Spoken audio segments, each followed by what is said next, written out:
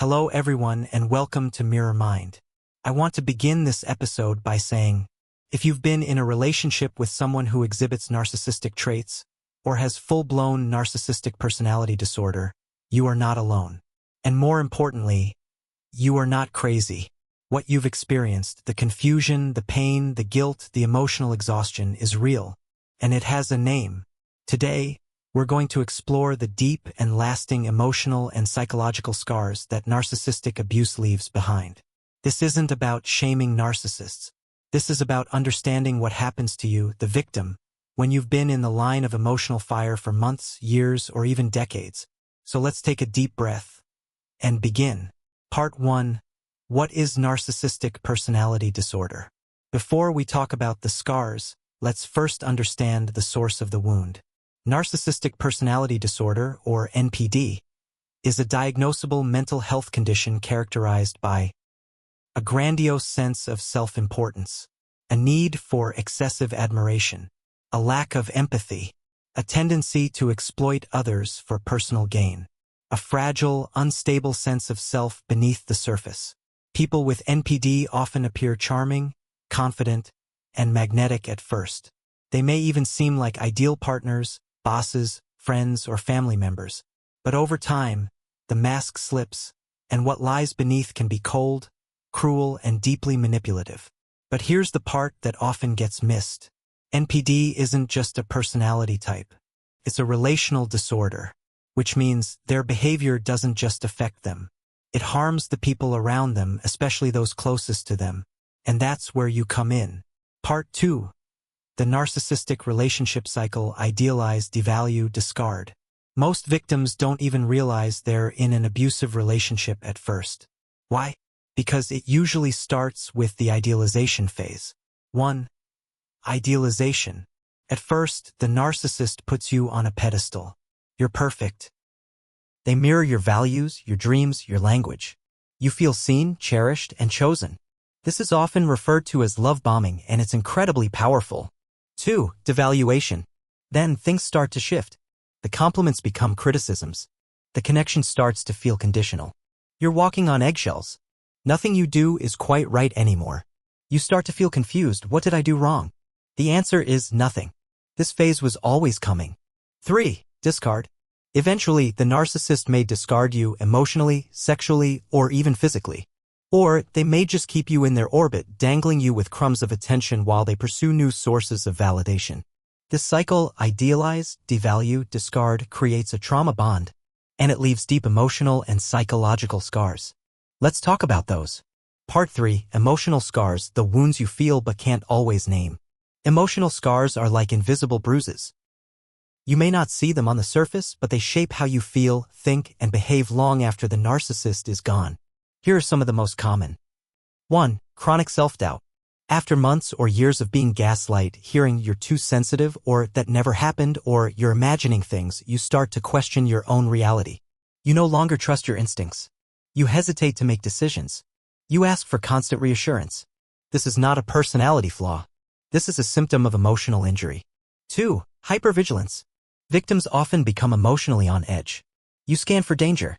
You analyze tones, words, facial expressions. You're always ready for the other shoe to drop. This state of heightened awareness is a survival response. Your nervous system has been trained to anticipate attack. 3. Emotional numbness. You may feel emotionally shut down, detached, as if you're watching your life from the outside. This happens when your body is in a prolonged state of stress. Your brain goes into protective mode. It numbs you out so you can survive the pain. 4. Fear of intimacy. Many survivors struggle to trust again. You fear getting close to anyone. You worry that opening your heart means opening yourself to pain. And honestly, that fear makes sense. But it's also something you can heal. 5. Guilt and shame. You may feel guilty for staying so long, for going back, for loving someone who hurt you. You may feel ashamed that you let it happen. Let me be clear. You didn't let this happen. You were manipulated. You were abused. Guilt and shame belong to the abuser, not the abused. Part 4. Psychological scars: how NPD affects your mind. The scars of narcissistic abuse don't just affect your emotions, they impact your entire sense of self, your worldview, and your mental well-being. Let's look at some of the deeper psychological impacts. 1. Identity confusion. You may not know who you are anymore. Because the narcissist shaped how you dressed, how you thought, what you liked, and how you behaved to suit them. You abandoned your own preferences, values, and desires just to avoid conflict or rejection.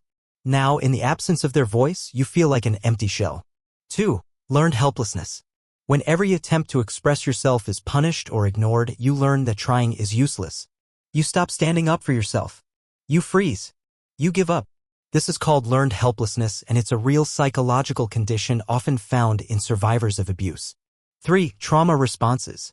You may develop symptoms of CPTSD, complex post-traumatic stress disorder, such as flashbacks, panic attacks, nightmares, dissociation, mood swings, difficulty concentrating. Your brain is not broken. It's injured and it needs time and care to heal. 4. Fawning and people-pleasing. Survivors often become chronic people-pleasers. You learned that saying no was dangerous. You learned that peace only comes from keeping others happy, even at your own expense. This pattern is not your fault. It's a protective adaptation. Part 5. Long-term consequences if left unhealed. If left unacknowledged, the scars of narcissistic abuse can affect you for years. You may enter new toxic relationships that feel familiar, struggle to set boundaries, fear being alone, sabotage healthy love, overwork to prove your worth, distrust your own emotions. But here's the good news. Healing is not only possible, it's your birthright. But healing starts with awareness. And that's what we're doing here today. Part 6. How to begin healing. Healing from narcissistic abuse isn't just about moving on. It's about rebuilding yourself from the inside out. Here's a roadmap that I often give my clients. 1. Name what happened. Abuse thrives in silence and confusion. Healing begins with clarity. Start by calling it what it was: emotional abuse. Not a bad relationship. Not a complicated love. Abuse. Naming it gives you power. It gives you back your reality. 2. Go no contact if safe and possible. This is the most important and most difficult step. Cutting contact with the narcissist allows your brain to stop the cycle of confusion and emotional addiction. It gives you space to think, feel, and breathe again. If you can't go fully no contact, for example, if you share children, consider gray rocking, keeping communication dull, brief, and neutral. 3. Seek specialized therapy. Not all therapy is equal. Narcissistic abuse is complex, and you need someone who understands it deeply. Look for therapists trained in narcissistic abuse recovery, trauma-informed care, CPTSD, attachment healing. Therapy is not a luxury, it's a lifeline. 4. Rebuild your identity. Ask yourself, who am I when I'm not trying to survive? What do I want?